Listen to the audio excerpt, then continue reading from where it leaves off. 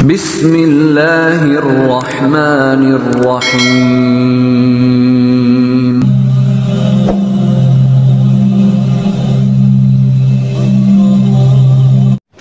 Bismillahirrahmanirrahim.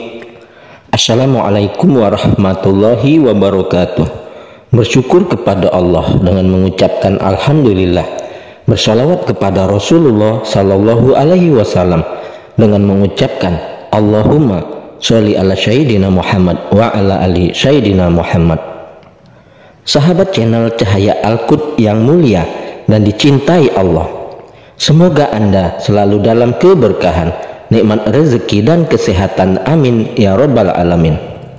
Saudara-saudariku yang mulia, pada pertemuan perjumpaan kita kali ini kita akan membahas mengenai 3 waktu sholat tahajud dan keutamaan bagi yang mengamalkannya. Saudara-saudariku yang mulia, selain menunaikan sholat fardu, umat Islam juga dianjurkan untuk melaksanakan sholat sunnah untuk menyempurnakan amalan. Salah satu sholat sunnah yang bisa dikerjakan adalah sholat tahajud. Sholat tahajud pertama kali disyariatkan setelah Nabi Muhammad sallallahu alaihi wasallam mendapatkan wahyu di Gua Hira.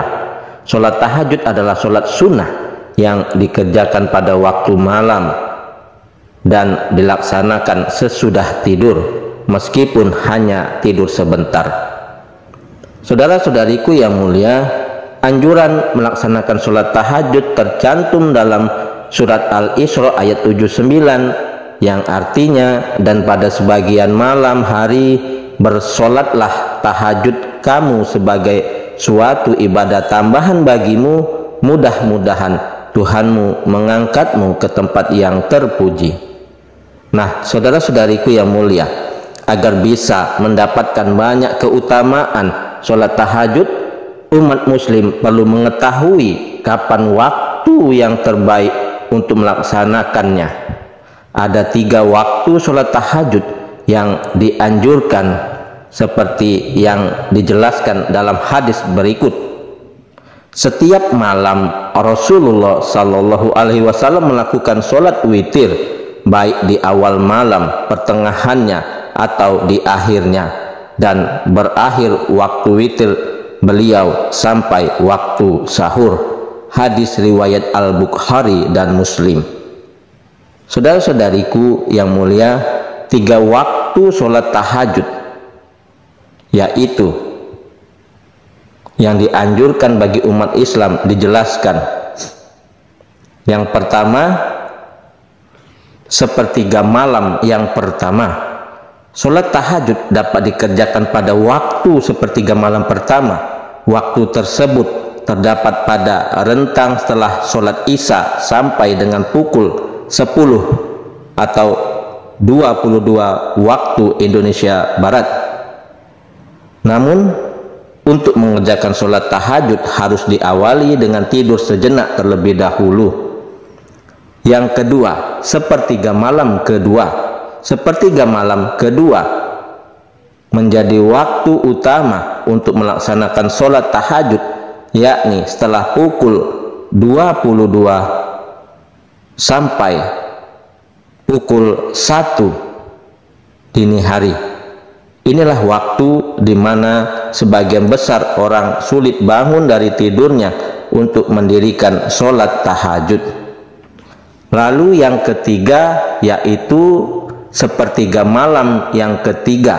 Sepertiga malam terakhir merupakan waktu yang paling utama, yakni sekitar pukul 1 sampai tiba waktu subuh.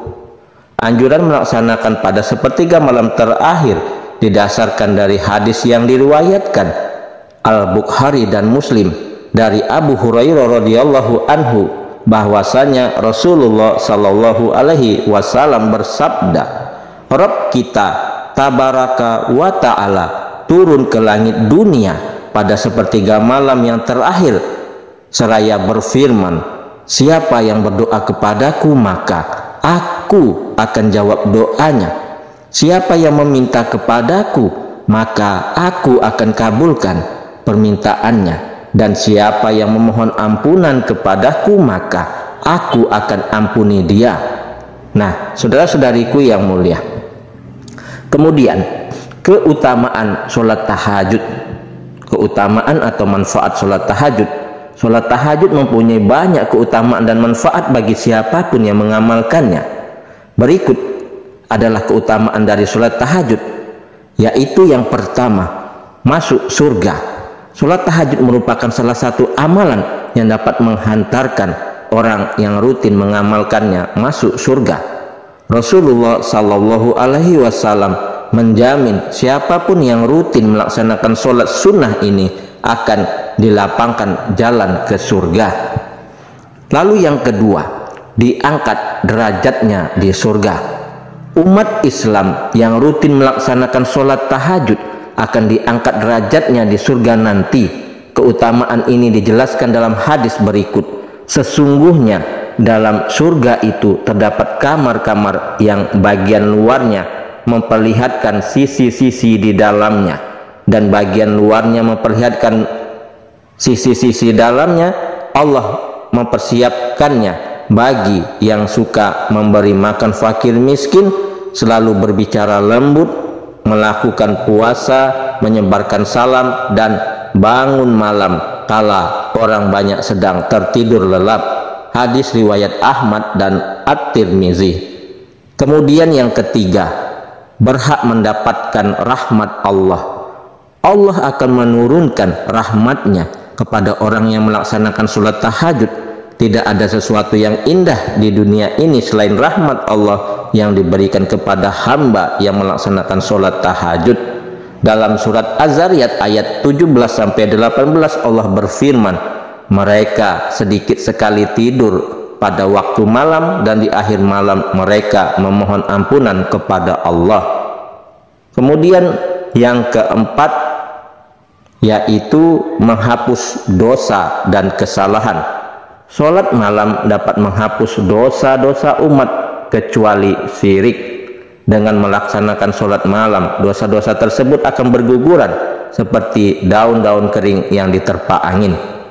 Keutamaan ini tercantum dalam hadis yang diriwayatkan oleh At-Tirmizi, yaitu berbunyi, hendaknya kalian semua melaksanakan sholat malam, karena itu adalah kebiasaan orang-orang saleh sebelum kalian, sebagai cara mendekatkan diri kepada Allah, pengampunan dosa dan penghapus kesalahan.